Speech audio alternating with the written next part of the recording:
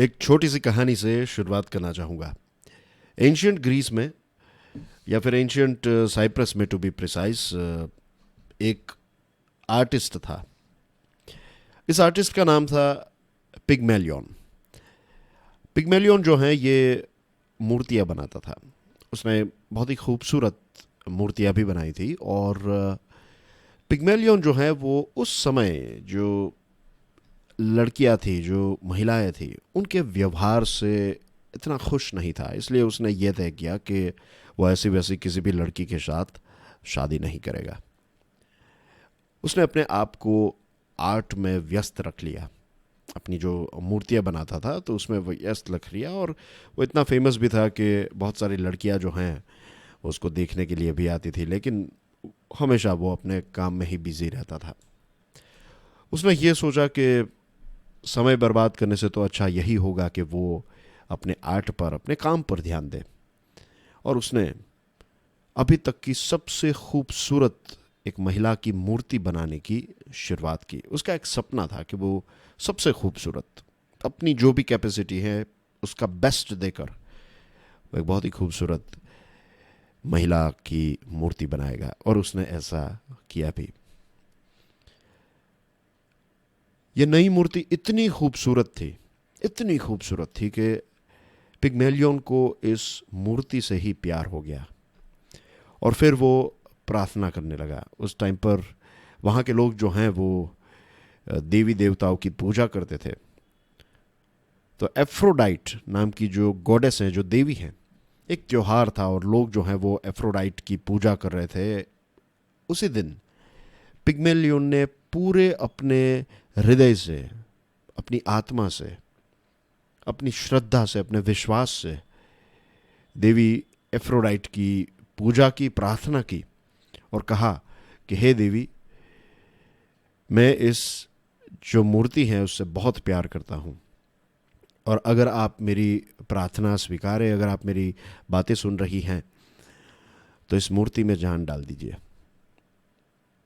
हुआ ऐसा कि एफ्रोडाइट देवी ने इसकी प्रार्थना सुन ली थी और फिर वो रात को इस आर्टिस्ट के जो उसका वर्कशॉप था वहाँ पर जाती हैं। और फाइनली एफ्रोडाइट को भी ये मूर्ति जो है वो बहुत पसंद आती है। और फिर देवी जो है अपने आशीर्वाद से इस मूर्ति को एक इसमें जान डाल देती है। तो ये जो खूबसूरत मूर्ति है वो एक खूबसूरत कन्या के तौर पर तब्दील हो जाती है।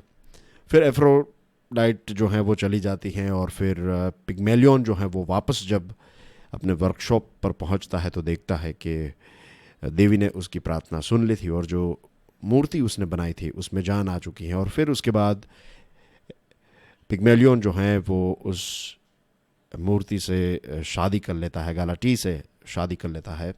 उसके बाद उनको बच्चा भी होता है। तो ये थी एक छोटी सी कहानी। इस कहानी का जो मॉरल है, इससे हमें क्या सीख मिलती है, उसके बारे में हम बाद में बात करेंगे। आज हम बात कर रहे हैं how to achieve big goals in life.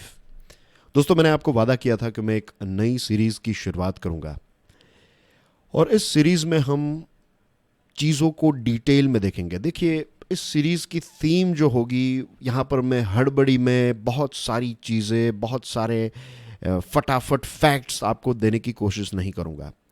आराम से चीज़ों को हम समझने का प्रयास करेंगे, उसकी गहराई में जाएंगे। फॉर एग्जाम्पल, अगर हम इस थंबनेल को देखें, इस पोस्टर को देखें, how to achieve big goals in life. अब बिग गोल्स जो होते हैं, कोई भी जो गोल है उसका अगर आप एनालिसिस करें तो आपको कुछ ऐसी चीज ही चाहिए जीवन में जो आपके पास अभी नहीं है। राइट? आपका गोल कभी ऐसा नहीं होगा, अगर आपने मास्टर्स खत्म कर लिया है तो क्या आपका गोल ऐसा होगा कि you want to achieve 80% in 10th examination? क्या आपका गोल ऐसा होगा कि मैं 12th एग्जामिनेशन में 90% लेकर आऊं? नहीं। वो स्टेज जो है वो आपके जीवन से ऑलरेडी चला गया है।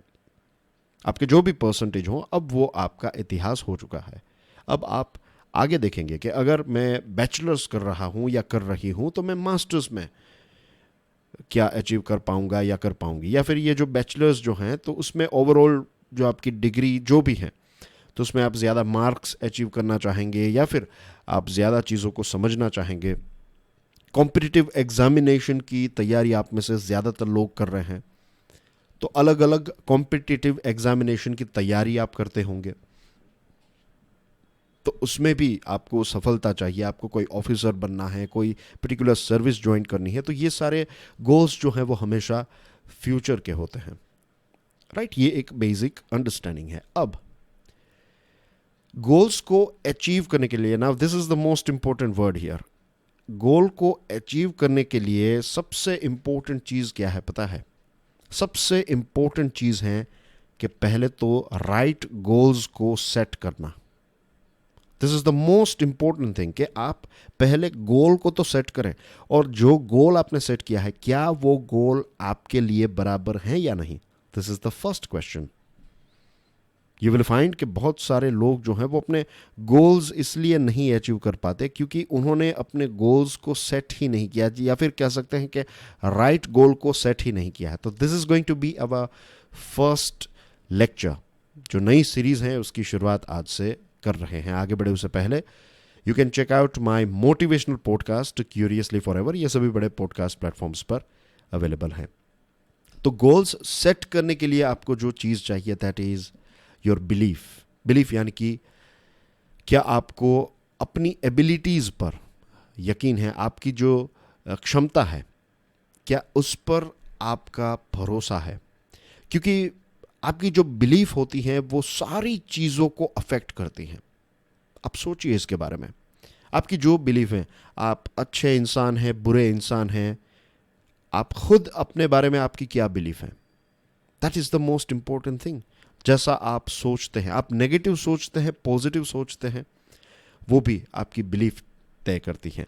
आप क्या फील करते हैं वो भी आपकी बिलीफ तय करती है। आप कैसा बिहेव करते हैं लोगों के साथ, अपने से कमज़ोर लोगों के साथ कैसा बिहेव करते हैं, अपने से ताकतवर लोगों के साथ कैसा बिहेव करते हैं, अपने से इक्वल लोगों के साथ कैसा बिहेव करते हैं, ये सारी चीज़ों की अगर गहराई में आप जाएंगे then you will find it is your belief ही सारी चीज़ों को, ज़्यादातर चीज़ों को हमारी लाइफ में अफेक्ट करती हैं, इम्पैक्ट करती हैं।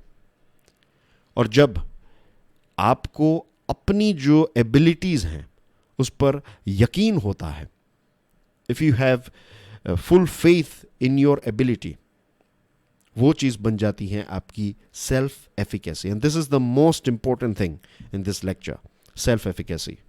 सेल्फ एफिकेसी का हिंदी में मतलब होता है आत्म प्रभावकारिता। आप अपनी एबिलिटीज़ पर, अपनी क्षमता, अपना सामर्थ्य या फिर अपनी निपुणता, क्या आप अपनी एबिलिटीज़ पर भरोसा करते हैं या नहीं। ये चीज़ जो है वो तय करेगी कि आप कितनी मेहनत करेंगे, आप कितना कठिन रास्ता तय करने के लिए तैयार हैं। आपकी सेल्फ एफिकेसी ये डिसाइड करेगी। आपकी बिलीफ जो है वो आपकी सेल्फ एफिकेसी जो है उसको डायरेक्टली इम्पैक्ट करेगी। क्योंकि अगर आपको अपनी एबिलिटीज़ पर ही यकीन नहीं है तो फिर आपके अंदर सेल्फ एफिकेसी भी नहीं होगी। Self efficacy is strength of your believes in your ability. आपकी जो एबिलिटीज़ हैं उस पर आपकी कितनी स्ट्रेंथ है, कितनी आपकी बिलीफ है, दैट विल कितनी स्ट्रॉन्ग बिलीफ है, तो ये डिसाइड करेगी कि आपके पास आप हाई सेल्फ एफिकेसी कैटेगरी में आते हैं या फिर वीक सेल्फ एफिकेसी कैटेगरी में आते हैं। सेल्फ एफिकेसी की बात करें तो कोई भी गोल जो होता है तो उसको अचीव करने के लिए आप कितना परसिस्ट करेंगे, कितना एक कठिन उठाने के लिए तैयार हैं। I give you example of Taj Mahal. Taj Mahal जो है इसके बारे में कहते हैं कि ताजमहल जो है वो प्यार का प्रतीक है, नो डाउट अबाउट इट। लेकिन मैं मानता हूँ ताजमहल जो है वो सेल्फ एफिकेसी का भी एक प्रतीक है। क्यों पता है? क्योंकि 22 साल लगे ताजमहल को बनाने के लिए। कॉम्पिटिटिव एग्जामिनेशन की तैयारी करने वाले जो लोग हैं उनको देखेंगे तो वो 3 साल, 4 साल, 5 साल, राइट, कुछ ऐसे केसेस हैं 7-8 साल तक तैयारी करते हैं, वरना 5 इयर्स के अंदर वो थक जाएंगे, हार जाएंगे और फिर गेम चेंज हो जाएगी और किसी दूसरे क्षेत्र में चले जाएंगे। मीन्स उसमें कोई गलत बात नहीं है। ऐसा नहीं कह रहा हूँ मैं कि अगर आपकी कॉम्पिटिटिव एग्जामिनेशन में आपको सफलता नहीं मिली तो आपको रुक जाना चाहिए, राइट, नहीं, लाइफ को आगे ही बढ़ाना है। और सेल्फ एफिकेसी वाला व्यक्ति जो है वो ये कहेगा कि ठीक है, यहाँ पर मुझे फेलियर मिला, दैट्स फाइन, क्योंकि सफलता मेरी कहीं और राह देख रही है। यहाँ से मुझे बहुत सारा अनुभव मिला और ये सारा अनुभव जो है वो मुझे नेक्स्ट स्टेज में, जो भी लाइफ का नेक्स्ट स्टेज होगा उसमें बहुत काम आएगा।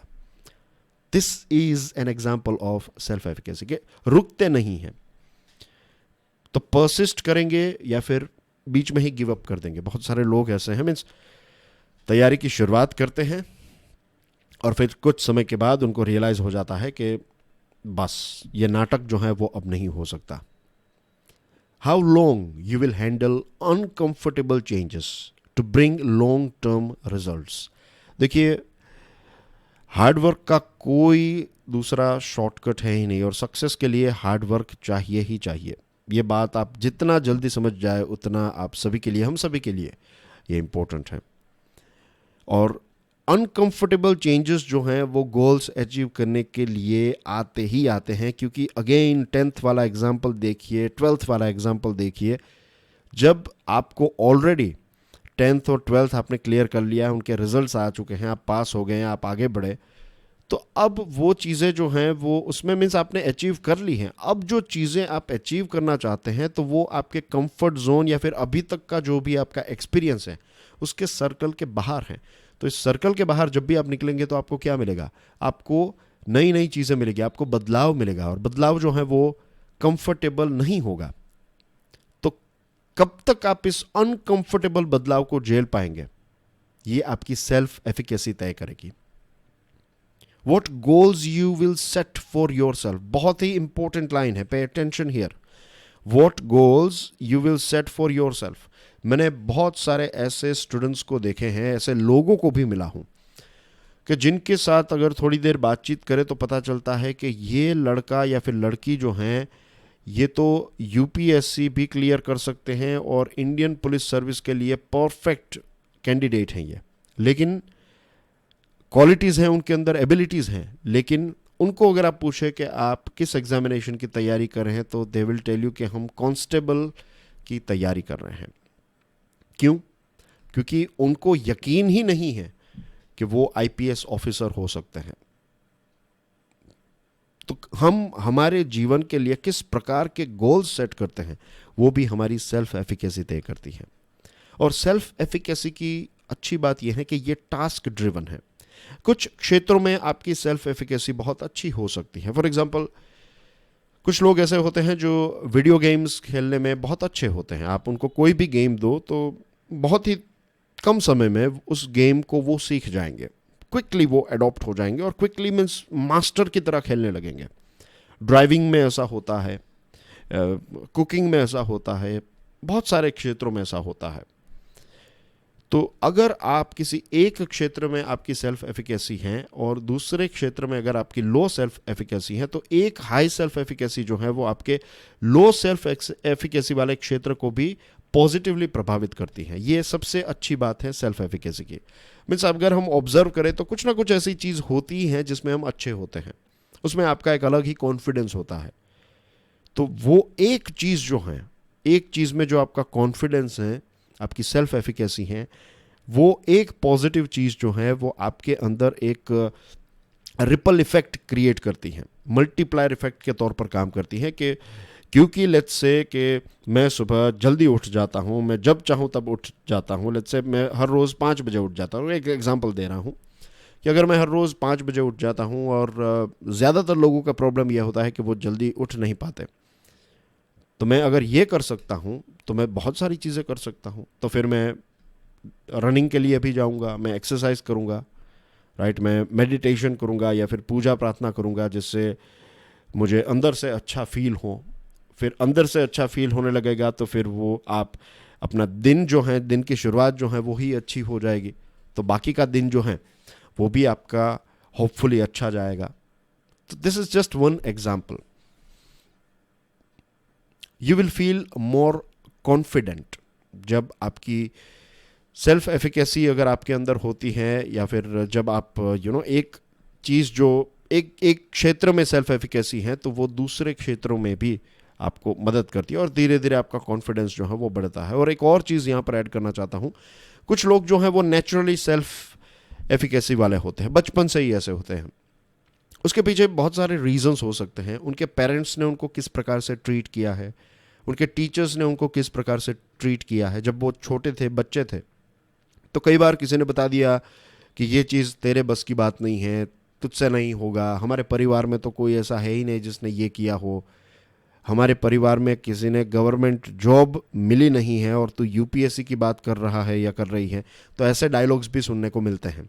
तो कुछ ऐसे एग्जाम्पल्स भी होते हैं हमारे सामने कि बचपन से ही उनका कॉन्फिडेंस या सेल्फ एफिकेसी बहुत अच्छी होती है, क्योंकि उनकी कहीं ना कहीं परवरिश जो है या फिर उनके इर्द गिर्द जो लोग थे, जब हम छोटे बच्चे होते हैं तो हम हाईली इन्फ्लुएंशियल होते हैं, हमारे ऊपर इन्फ्लुएंस डालना जो है वो ईजी होता है। तो उस टाइम पर किसी ने बता दिया कुछ और हमने वो बहुत डीप डाउन जाने अनजाने मान लिया और फिर वही हमारी एक बिलीफ सिस्टम हो जाती है। तो ऐसा नहीं है अगर आपके साथ, अगर आपको कोई गलत लोग मिले थे और आपको कुछ गलत बता दिया है तो इसका मतलब ये नहीं है कि आप अपनी सेल्फ एफिकेसी को डेवलप नहीं कर सकते। गुड न्यूज़ ये है कि आप अपनी सेल्फ एफिकेसी को जब चाहे तब 80 ईयर्स के हो जाए तब भी आप अपनी सेल्फ एफिकेसी को चेंज कर सकते हैं। दिस इज द मोस्ट अच्छी बात अबाउट सेल्फ एफिकेसी।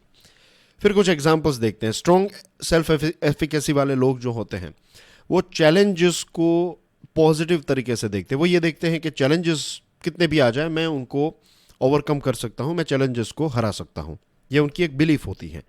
ऑब्स्टिकल्स आने से, मुश्किलें आने से उनका कॉन्फिडेंस हिलडुल नहीं जाता है, वो धीरे धीरे स्ट्रांग होते जाते हैं, क्योंकि उन्होंने अपने जीवन में बहुत सारे ऐसे ऑब्स्टिकल्स देखे हैं। तो ऑब्स्टिकल्स आने से वो कॉन्फिडेंस हिलडुल नहीं जाते।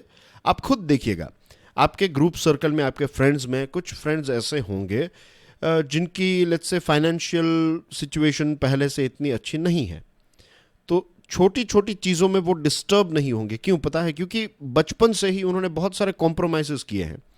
तो अब वो इतने स्ट्रांग हो चुके हैं कि छोटे बड़े अगर नुकसान हो गया या फिर कहीं पर जाना था तो ट्रेन नहीं मिली, बस नहीं मिली या फिर गाड़ी में पंचर हो गया, राइट, तो वो उतने ज़्यादा डिस्टर्ब नहीं हो जाएंगे क्योंकि उन्होंने ये सारे चैलेंजेस देख लिए हैं, कंपेयर टू एक ऐसा बच्चा जिसने बचपन से ही कार में ट्रैवलिंग किया है, खुद की कार्स हैं, ड्राइवर्स हैं, और फिर अकेला कहीं पर निकला है और फिर गाड़ी में पंचर हो जाए तो उसकी सिचुएशन, उसकी हालत ख़राब हो जाएगी कंपेयर टू दैट पर्सन जिसने बहुत पापड़ बेले हैं।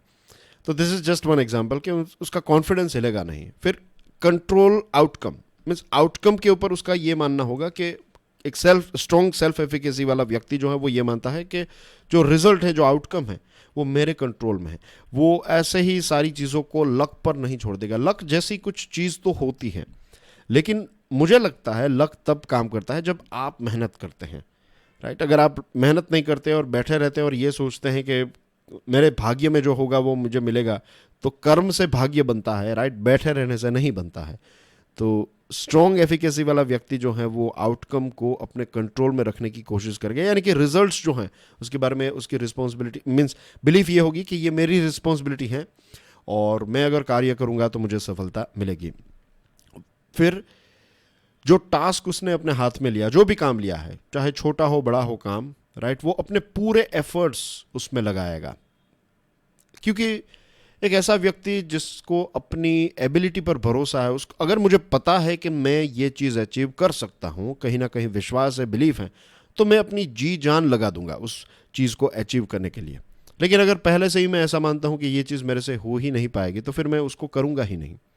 और एक डीपर अंडरस्टैंडिंग भी होती है। वो सिर्फ प्रॉब्लम को, चैलेंजेस को ऊपर ऊपर से नहीं देखते, वो डीप डाउन उसके इन डेप्थ जाने की कोशिश करते हैं और देखते हैं कि कैसे हम चीज़ों को अचीव कर सकते हैं।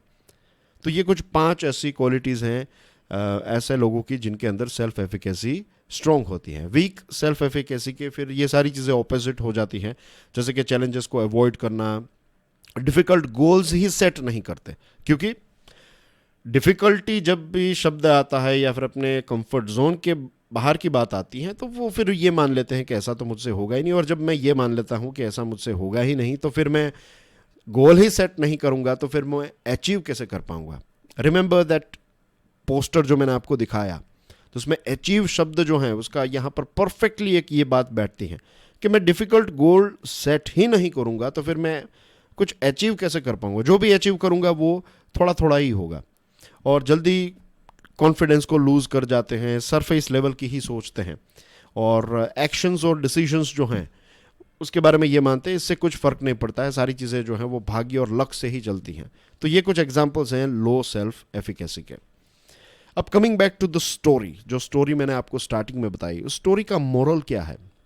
ये एक काल्पनिक कहानी है, लेकिन ये कहानी जो है वो हमें प्रेरित करती है कि अगर किसी चीज़ में आपका पूरा विश्वास है, आपसे जो हो सकता है यू गिव योर बेस्ट, आप पूरी ईमानदारी से उस चीज़ को करने का आपकी जो भी कैपेसिटी है वो सारी कैपेसिटी लगाकर अगर आप कोई चीज़ करते हैं, तो फिर जो जो वो आर्टिस्ट था उसको जो रिजल्ट मिला, उस प्रकार के मिरेकल्स आपके जीवन में भी हो सकते हैं और ये होते भी हैं।